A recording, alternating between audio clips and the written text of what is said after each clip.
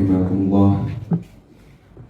Tibalah kita pada acara Mau'izatul Hasanah dan doa Jumatan Al-Mukarram Mursyid Thariqah Sidikiyah Syekh Mukhtarullah Al-Mujtaba.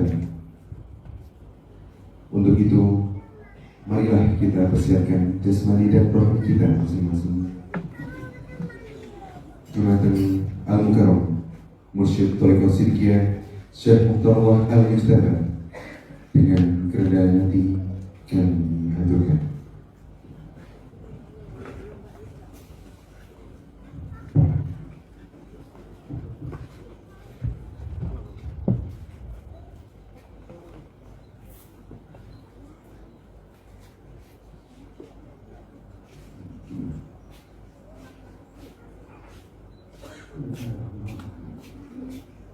Assalamualaikum warahmatullahi wabarakatuh. Bismillahirrahmanirrahim.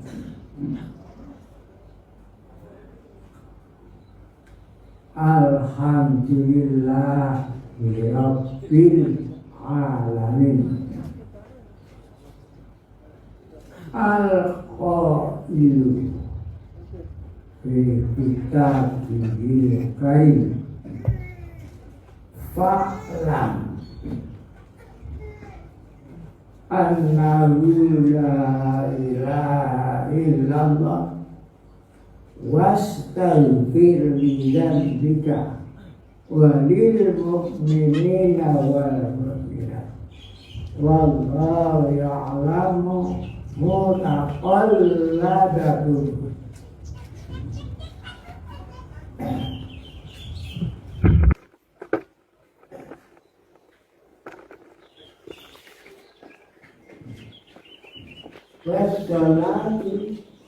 Wassalamu ala asyrafil mursalin sayyidina Muhammadin sallallahu alaihi wasallam wa ala alihi wa ashabihi ajma'in amma ba'du. Hadirin wal hadirat yang dimuliakan oleh Allah.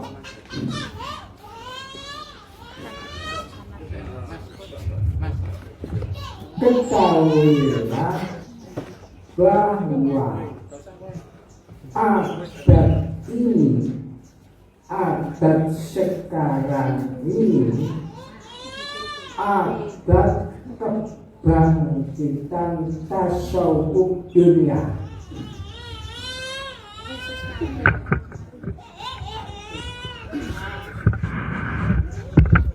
Sekarang ini adat kebangkitan tasawuf dunia. Jauh sebelum kebangkitan tasawuf dunia sudah ada tanda-tanda akan bangkitnya ilmu tasawuf. Tanda-tanda itu sudah diketahui oleh orang-orang yang memakai kacamata manunggalnya rasa, periksa, rasa, atau disingkat di dalam Al-Quran orang-orang tasawuf yang zawil basoir. Tanda-tanda akan bangkitnya itu sudah tampak. Di sini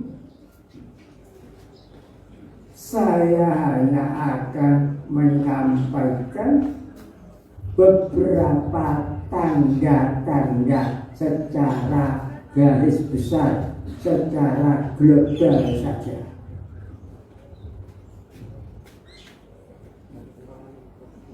Pertama, akan kebangkitan ilmu tasawuf dunia. Tanda pertama ditandai bubarnya Uni Soviet. Bubar. Tanda yang pertama.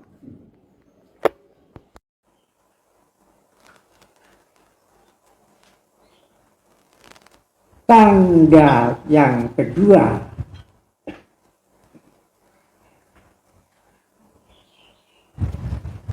hari lahirnya ulama tasawuf dunia Syekh Jalaluddin Rumi, ditetapkan oleh UNESCO, organisasi dunia, sebagai Hari Rumi Dunia.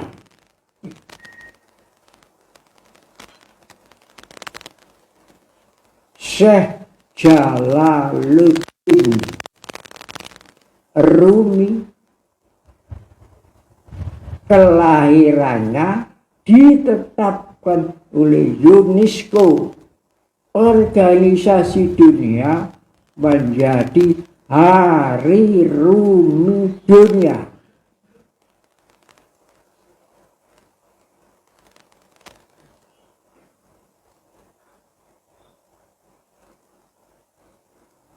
Tanda yang ketiga,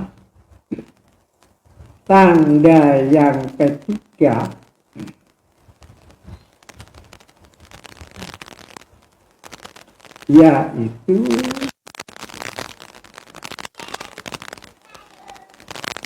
Gedung Hagia Sophia yang tadinya dijadikan museum oleh Kemal Atatürk, Turki, sudah 100 tahun jadi sekarang dikembalikan oleh Presiden Tayyip Turki menjadi masjid besar di Turki.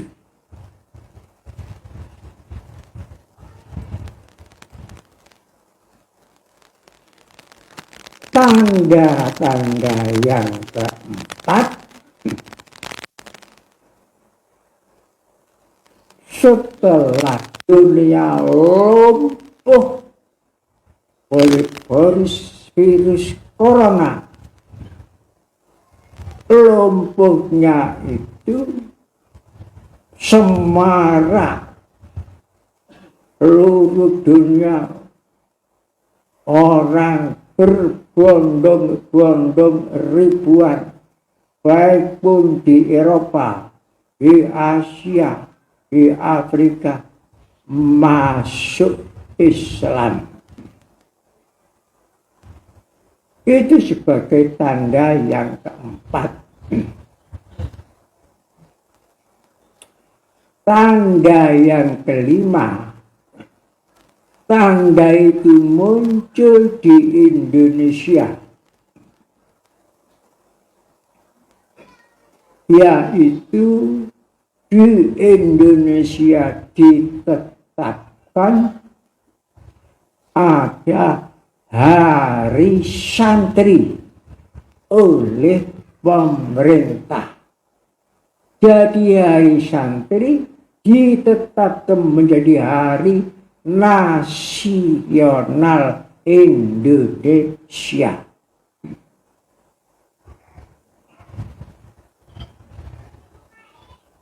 Itu secara global. padahal masih ada tanda-tanda itu. Dan 5 tanda itu panca tanda akan munculnya tasawuf dunia, bangkitnya tasawuf dunia. Saya nyerahkan secara global saja, bukan secara rinci.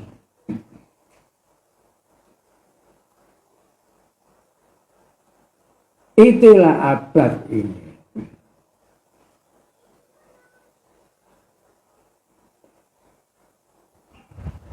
Hadirin wal hadirat yang kami muliakan.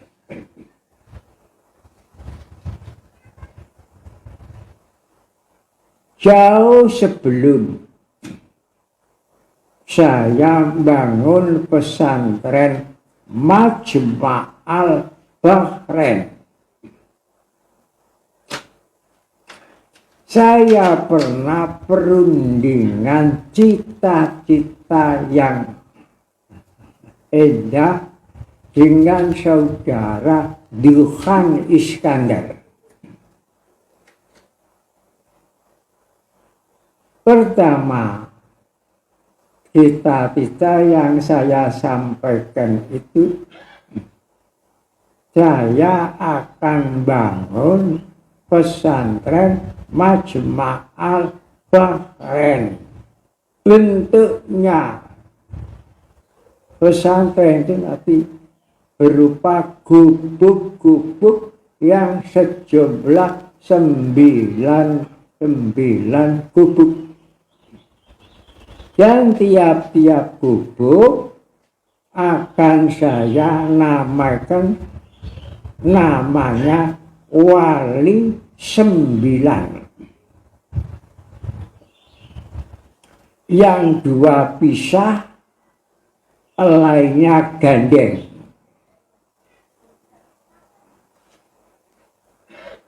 Angkring, bangunan berupa angkring terdiri dari pohon itu sigaran kayu jambi. Sebelum itu, wakil-wakil juru biat saya ajak keliling ziarah ke makamnya Wali 9. Minta izin dan wasilah barokah karena namanya akan saya tulis di tiap-tiap gubuk.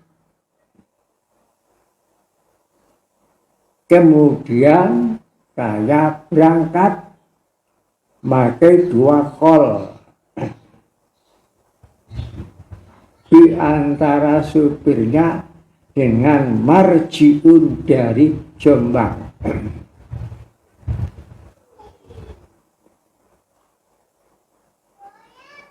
Sebelum berangkat bagi tugas. Di tiap-tiap makom tugas saya berdoa. Saya berdoa, tiap-tiap doa yang diamalkan oleh Wali 9.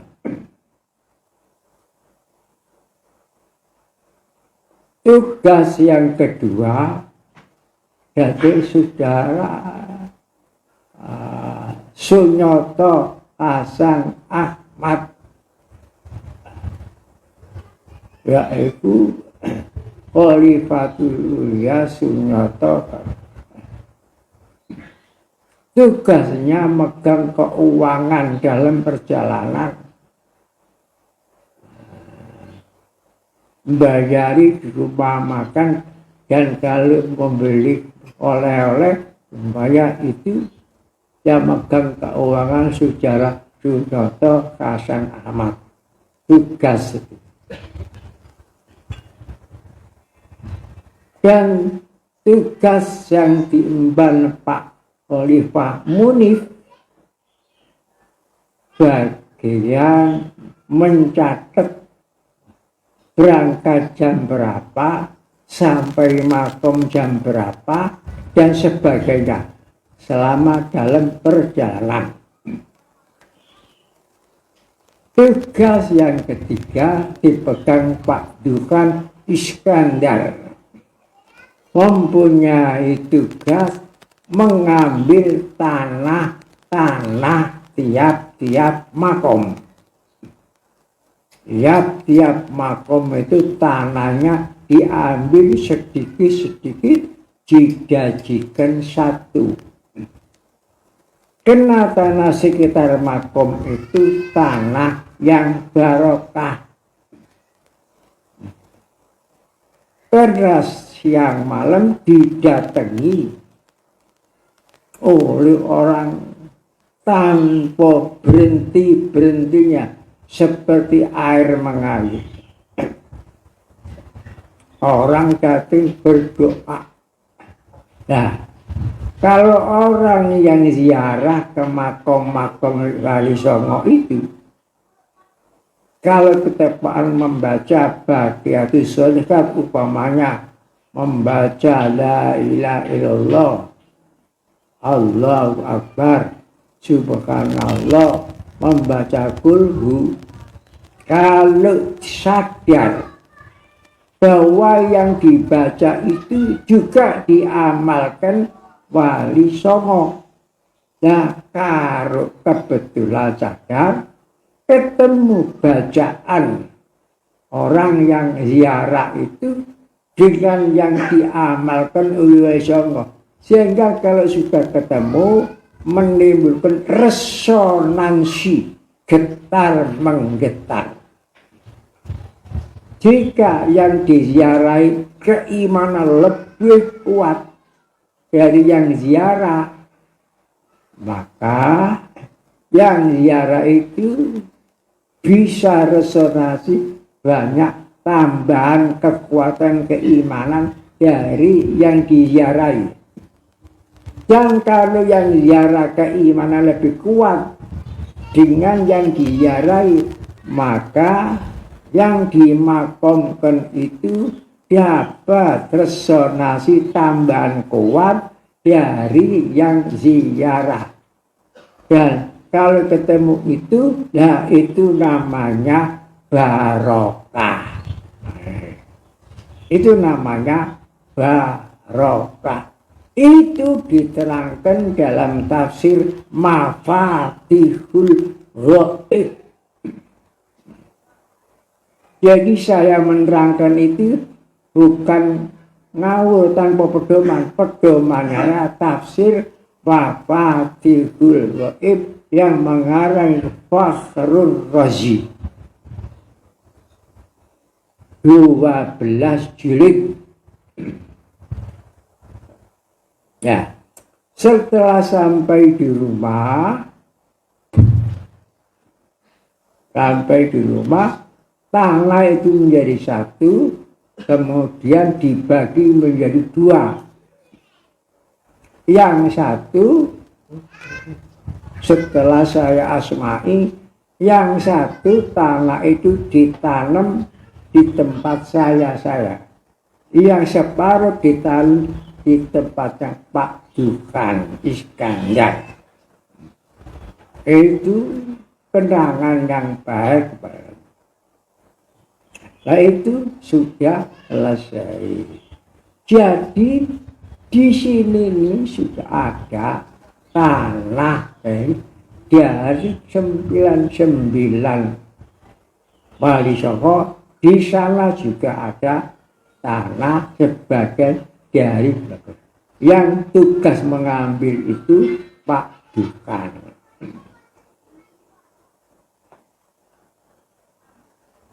Nah, perundingan yang kedua, rencana yang kedua,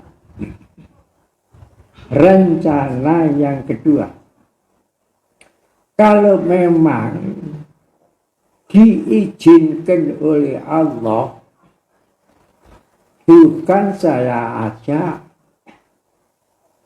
yaitu musafir, teman keimanan dan kemanusiaan ke luar negeri. Rencananya ke luar negeri, tapi belum sampai musafir ke luar negeri karena sanggup belum cukup. Takdir Allah sudah ratusan meninggal dunia.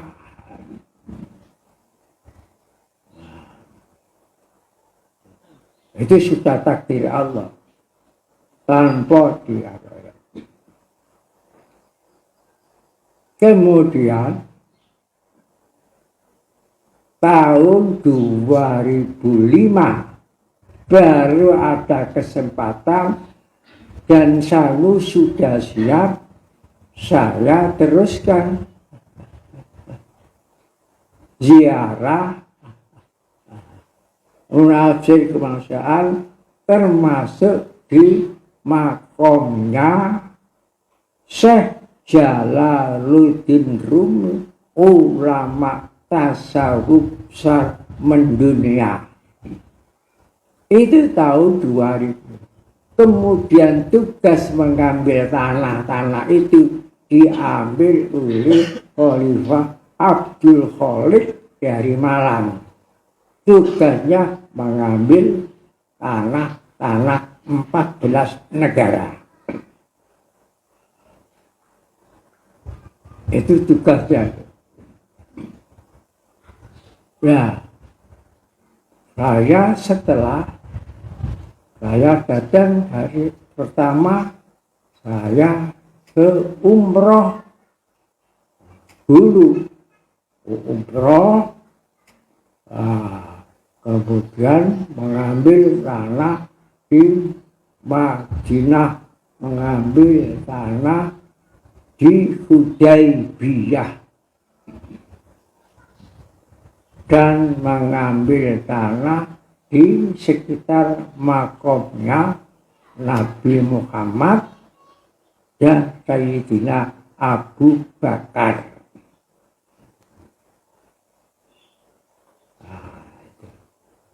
Dan mengambil tanah lagi di Makkah, dikumpulkan menjadi satu dari Gua Hira.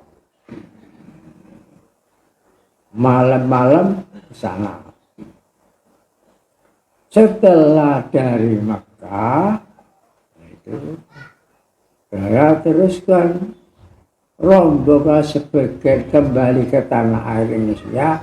Saya 15 rombongan teruskan ke luar negeri. Dari Jeddah saya terbang ke Yordania.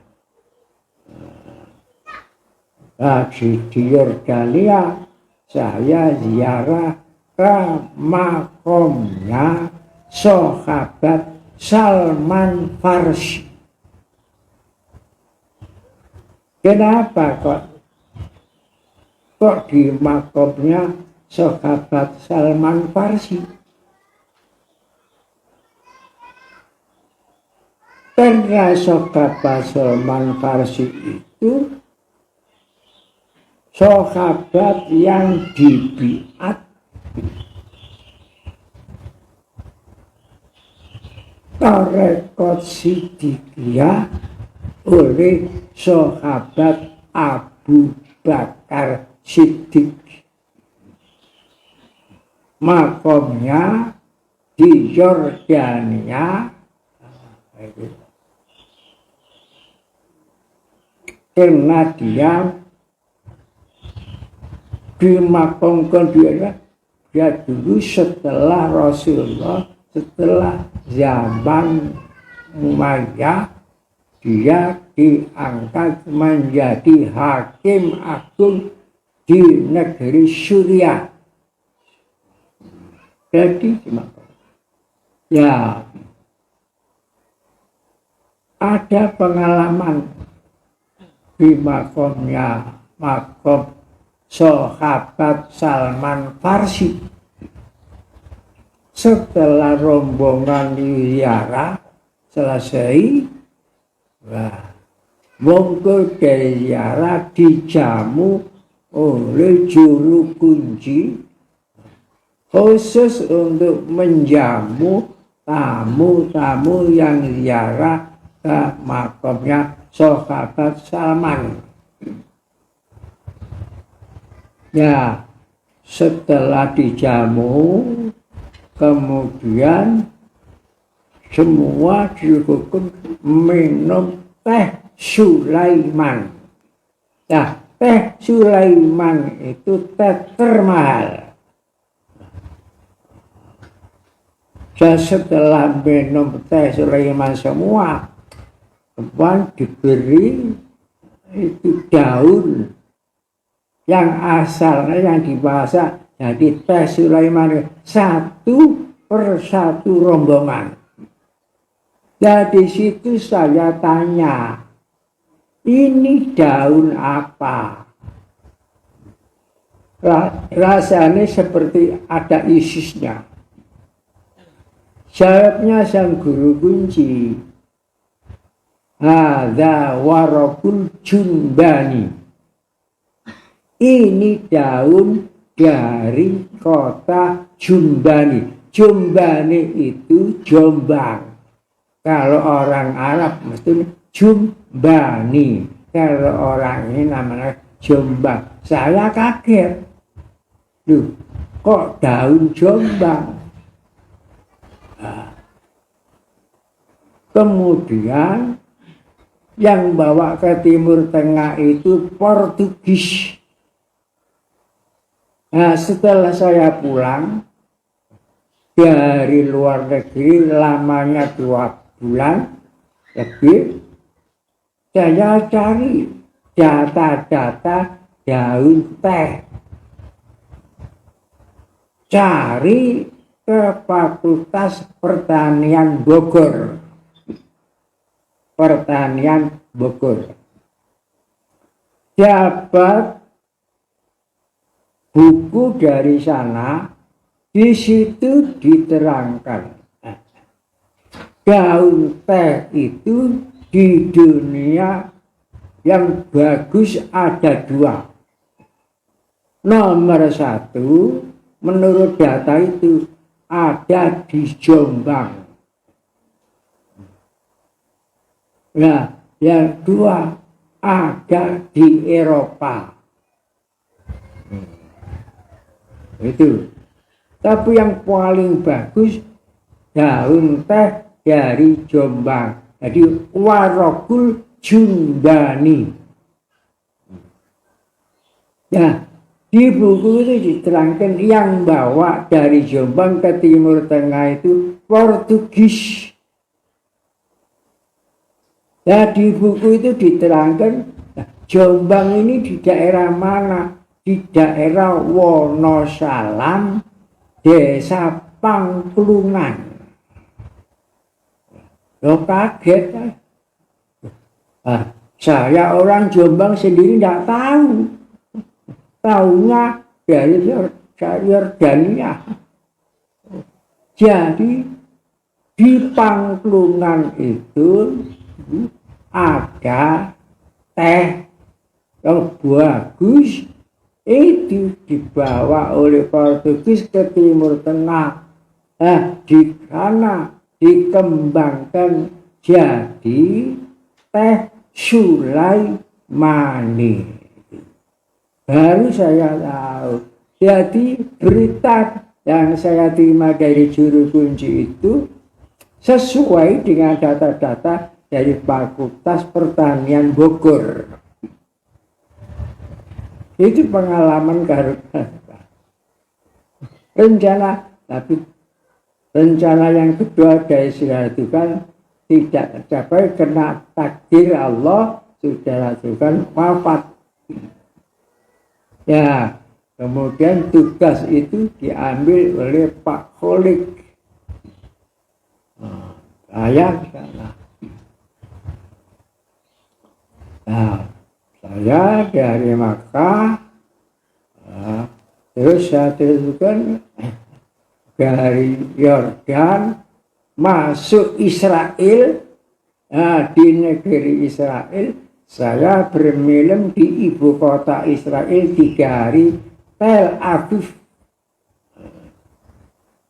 Nah, kemudian dari Tel Aviv saya ke Palestina. Saya ke Masjidil Aqsa, Palestina. Nah, kemudian saya di Palestina, saya ziarah ke makamnya Nabiullah Ibrahim, Nabi Ishak, Nabi Yusuf di Gunung Hebron. Makamnya di atas Gunung Hebron.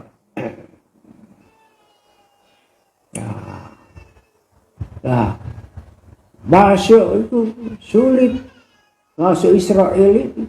Jadi makam itu dikawal dengan polisi Israel, itu bawa senjata. Itu di Hebron. Ya, dari itu saya kemudian masuk ke Mesir melalui Teluk Aqabah. Nah, kemudian saya teruskan ke Kairo melalui Gunung Sinai.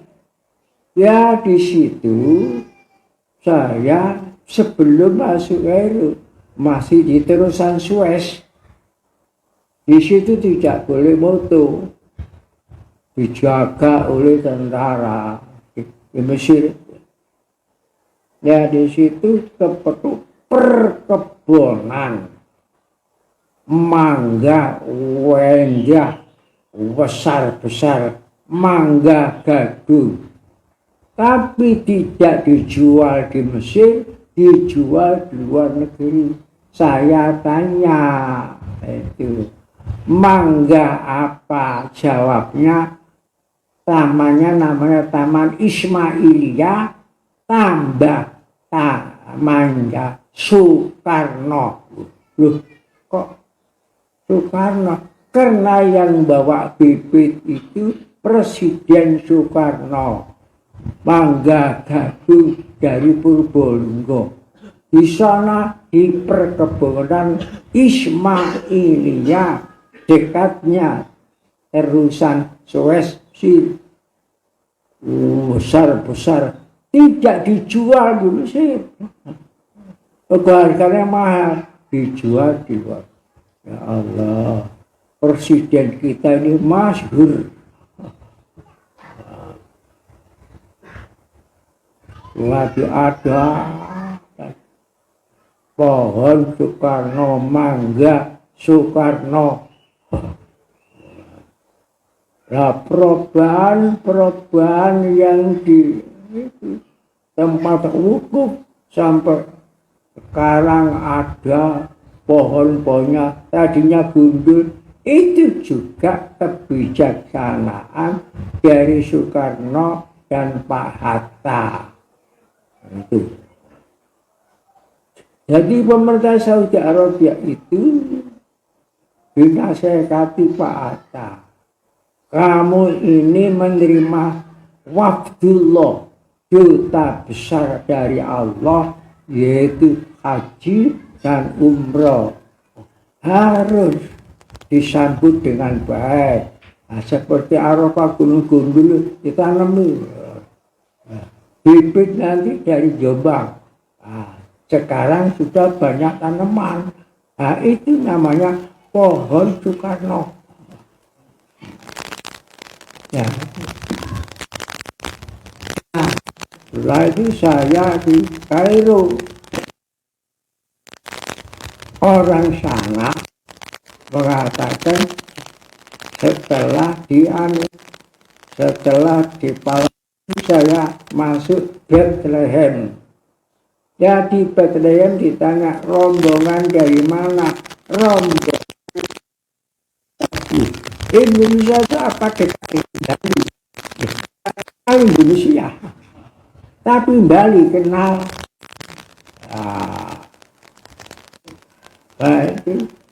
Bali itu bagian dari Indonesia. Itu waktu di Palestina. Dan di waktu di Mesir, ulama Mesir mengatakan Indonesia qat'un minal jannah. Indonesia itu tugelane surga.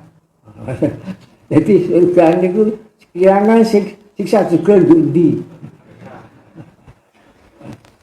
Indonesia qita'atun minal jannah. Ini orang Mesir ningali Indonesia itu surga dunia. Begitu pula ten Iran. Wah, ngarai kan. Ya, ajeng kula terusaken ngoten dari Mesir ke Turki. Ya, di Turki kula ziarah ke makamnya Syekh Jalaluddin Rumi, ulama tasawuf mendunia di kota Konya. Kotanya Konya. Konya itu dulu ibu kota Turki. Namanya Konya. Ya, setelah itu pindah ibu kota dari Konya ke Istanbul. Nah, setelah pindah ibu kota Istanbul, sekarang ibu kota Ankara. Ya, dulu namanya Bizantium. Jadi Bizantium, Istanbul, Ankara. Masya Allah, teman-teman ulama tasawuf tingkat dunia. Orang ziarah dari segala bangsa. Bangsa Hindu, orang Eropa, kuwabeh ya. Nah, saya tanya, apa enggak tahu bahwa itu makamnya orang Islam? Tahu. Orang tasawuf, pengarang Masnawi Rumi. Tapi oleh karena Jalaluddin Rumi ini milik dunia, bukan miliknya orang Islam. Jadi saya jika ikut punya Jalaluddin Rumi, saya perlu menghormati ya. Itu jawabannya. Jadi Jalaluddin Rumi tidak boleh diklaim orang Islam milik dunia, katanya. Makanya jadi kholnya sebelum dilarang oleh Kemal Atatürk, kholnya itu bersifat mendunia. Jadi zaman dulu sebelum Kemal Atatürk melarang tarekat di Turki, sebelum melarang tarekat itu kalau kholnya Jalaluddin Rumi kurang 3 hari kholnya itu radio seluruh negara Turki harus menyiarkan khol itu. Tidak boleh menyiarkan lain-lainnya. Kurang 3 hari. Wah, 2 juta seluruh dunia datang. Murid-murid rekod Rumiyah namanya. Rumiyah. Ya, Rumiyah itu asalnya namanya Roma Rumnya yang disebut dalam Al-Quran Alif Lam Mim Ghulibatir Rum. Rum itu Romawi. Dahulu Turki itu disebut Romawi. Jadi kalau ada ulama Rom, ulama dari Turki. Zaman dahulu Aceh itu dalam perlindungan Turki.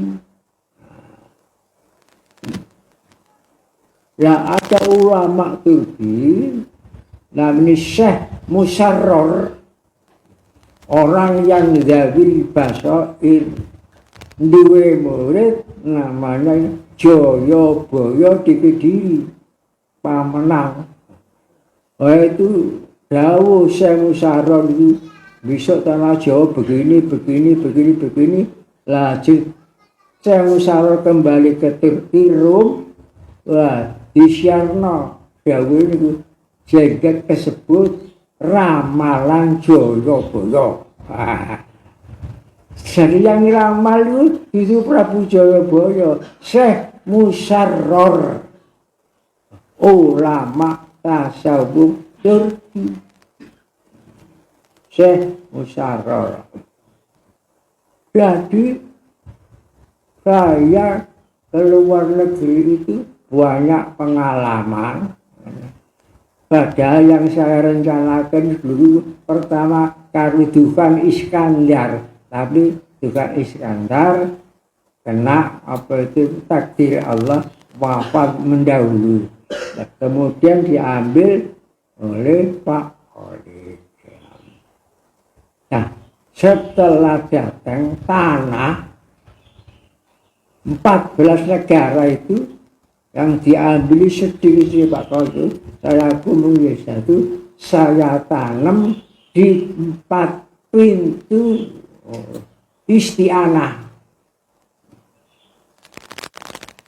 Sebagian saya tanam di tempat Bismi, 2 saya tanam di tempat hafal Allah. Yang nomor 4, yang nomor 3 saya tanam di tempat pintu gerbang Ar-Rahman sampai pintu gerbang Ar-Rahim. Jadi isti'anah itu dikelilingi pintunya 4, pintu Bismi, pintu Allah, pintu Rahman, pintu Rahim, bunyinya Bismillahirrahmanirrahim. Jadi saya tak tidak ini. Jadi sewaktu-waktu kalau kita membutuhkan memanggil orang seluruh dunia, akan saya panggil melalui tanahnya dari daerah-daerah negara itu. Kemudian saya pikir kalau nanti saya kontak melalui tanah ini, setelah saya kelola ini, tempatnya di mana? Untuk pitulasan saja Ramadan kesulitan tempat. Nah, akhirnya sampai sekarang ini, yaitu tadi wisata saya rohani ke seluruh dunia itu, saya fokuskan di Mekah, di Madinah, kemudian di Yordania, di makamnya Nabi Soleh, kemudian di Mesir, kemudian di Mesir itu di kepalanya Sayyidina Husain bin Ali, badannya di Karbala, Irak. Nah, kemudian sekarang bagi orang-orang Siddiqiyah Indonesia, baik pun di Pulau Jawa maupun di luar Pulau Jawa, wisata rohaninya, kalau wisata rohani ke Jombang, di Jombang ini ada saya wisata rohani ada 5 tempat. Itu nanti seluruh warga Siddiqiyah di Indonesia. yang satu jadi 4 itu ada di sebelah utaranya Kali Brantas, ada di sebelah selatan Kali Brantas. Karena Jombang ini dibelah menjadi 2. Jombang sebelah utaranya Brantas, Jombang sebelah selatan Kali Brantas. Ya, tempat wisata warga Sidikiyah yang di sebelah, di Jombang sebelah utaranya Kali Brantas ada 2 kecamatan.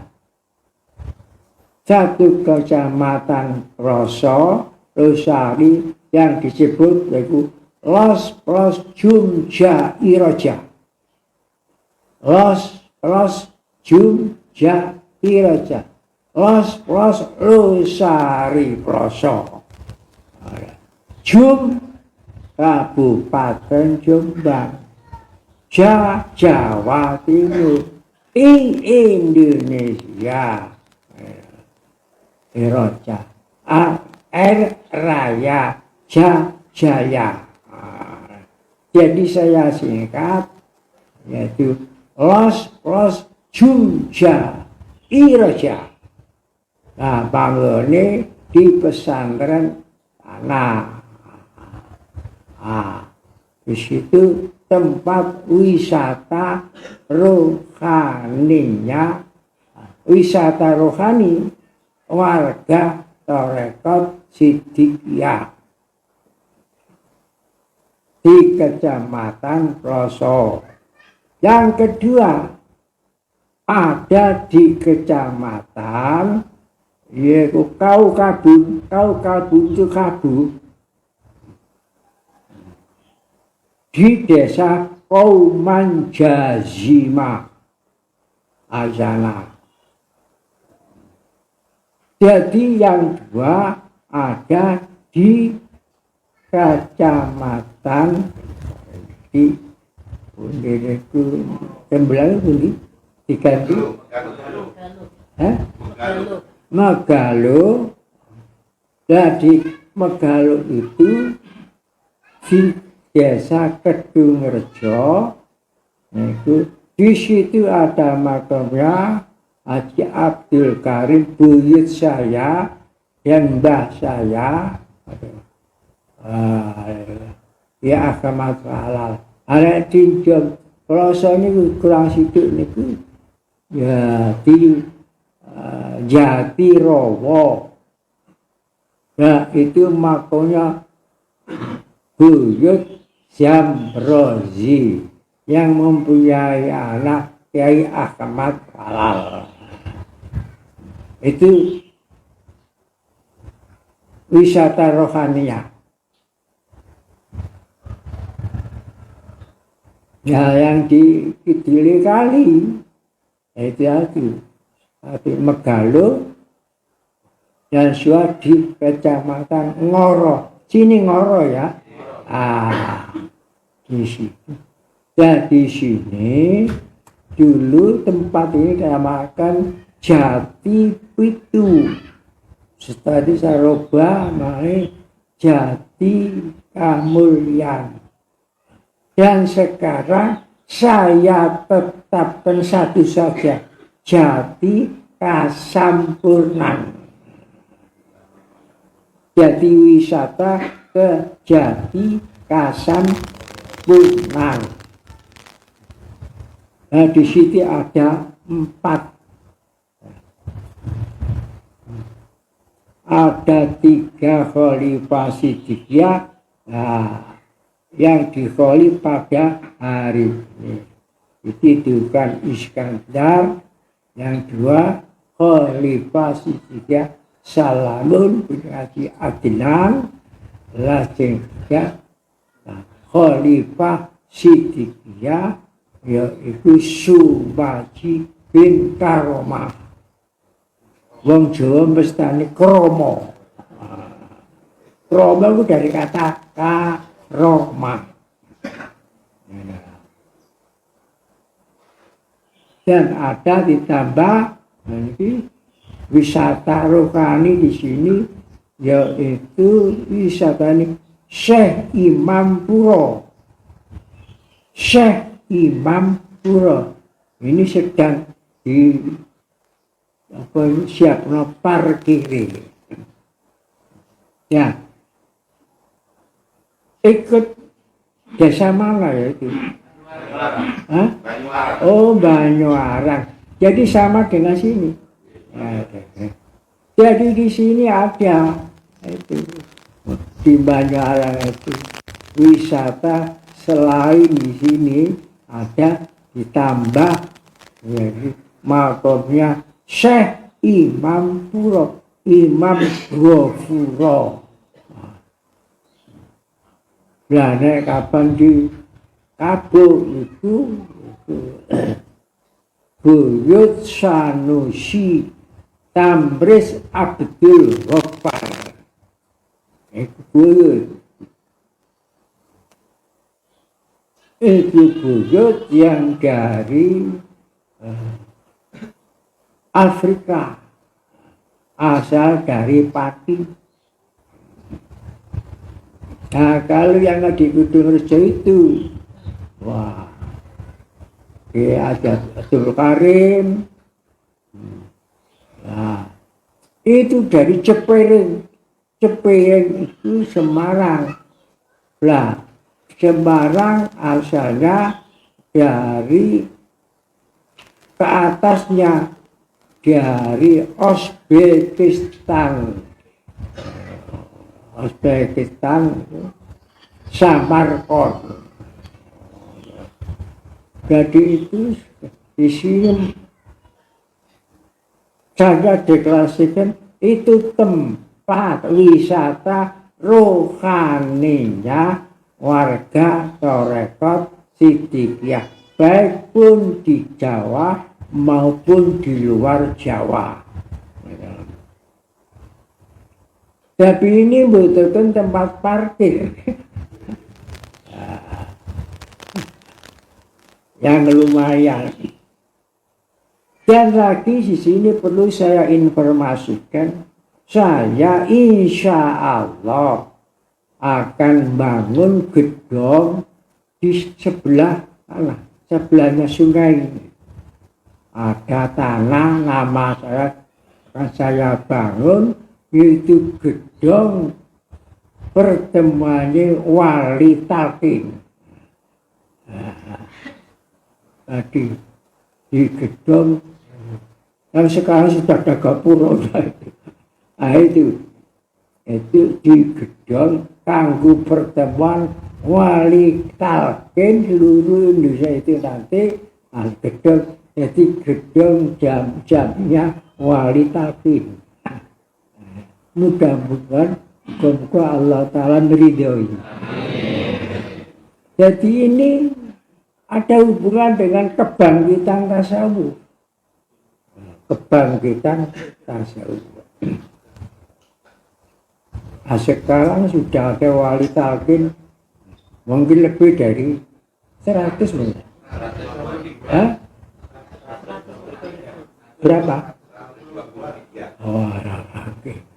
Padahal akan masih ada terus Wali Talqin. Ada calon-calon Wali Talqin ini akan menyusul. Nah itu nanti kalau gedung pertemuan Wali Talqin di sini. Itu yang perlu saya informasikan. Nah, sekarang ini hal yang berapa ini? 24. 24 ini saya informasikan. Dan saya deklarasikan tempat-tempat wisata rohani. Semoga Allah Ta'ala meridai kita. Nah, sudah tentu tiap-tiap ada kenikmatan ditingkati mesti ada rongrongan. Biasa itu, ya biasa saja. Bagaimanapun besarnya fitnah, kalau dihadapi dengan biasa, ya biasa. Bagaimanapun kecilnya fitnah, kalau dihadapi luar biasa, ya itu besar luar biasa. Itu terserah yang menghadapi saja. Jangankan seperti kita ini, seperti sampeyan, Nabi Nuh, Nabi Ulul Azmi, ya kena masalah. Bojone jenenge Lakbah jadi kafir, anaknya jenenge Kan'an jadi kafir, tidak mau naik perahunya Nabi Nuh. Yang ikut perahunya itu istrinya yang namanya Amro dan anaknya yang namanya jadi mau ada Amro, terus ada apa lagi, ada 3 anak yang ikut. Nah itu jadi pembibitan dunia. Setelah dunia ini dilep lamanya 6 bulan oleh Allah Ta'ala, pembersihan manusia kafir. Nah, itu. Kemudian tinggal di perahu Nabi Nuh sepupi 70 jodoh. 70 jodoh.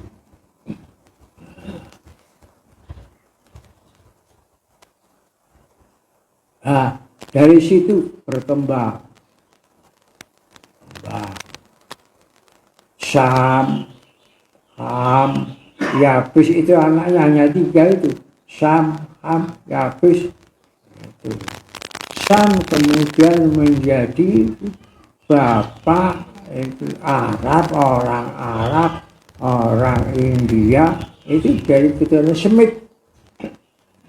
Bangsa Syam itu bangsa Semit. Kemudian ada Ham, itu ada itu Liane itu jadi bapak bangsa Afrika, jadi banyak Eropa. Nah, sekarang manusia sudah lebih dari 5 miliar. Ya untung ada kematian. Seandainya tidak ada kematian, kamu dulu. Jadi kematian itu rahmat. Masih kakek kok takut.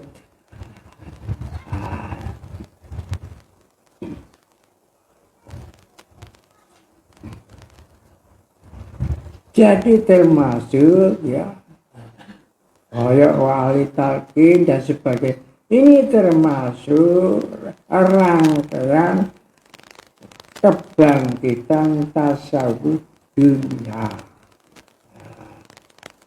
Makanya tadi saya mukadimah dialakan fa'lam annahu la ilaha illallah. Fa'lam, ketahuilah.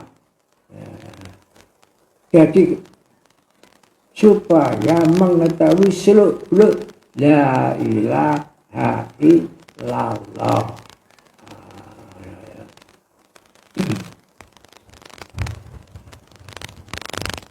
Jadi apa yang saya sampaikan di sini mengandung makna, mengandung asror yang sangat mendalam dan yang sangat luas. Mudah-mudahan ya, walaupun tidak semua paham, mudah-mudahan sebagian paham. Ya. Cukup sekian. Saya doain. Bismillahirrahmanirrahim. Alhamdulillahirabbil alamin. Hamdan yuafi ni'mahu wa yukafi ya Rabbana lakal hamdu kama yanbaghi li jalikal karim wa azimu sultanik. Allahumma zidna wa la Asma'atan husna. Allahumma akrimna wala tuhinna. Allahumma aktina wala tuharrimna. Allahumma asir wala tu'asir alaina.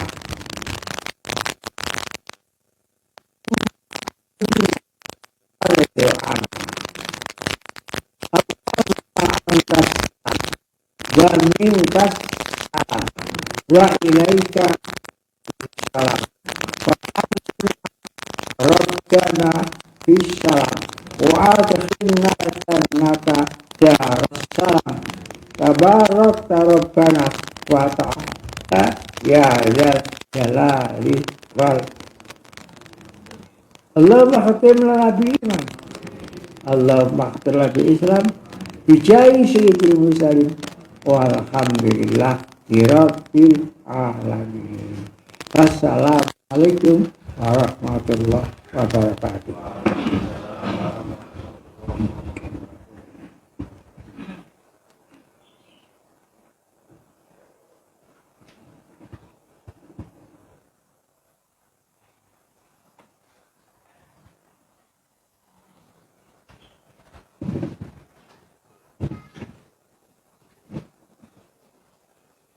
Terima kasih.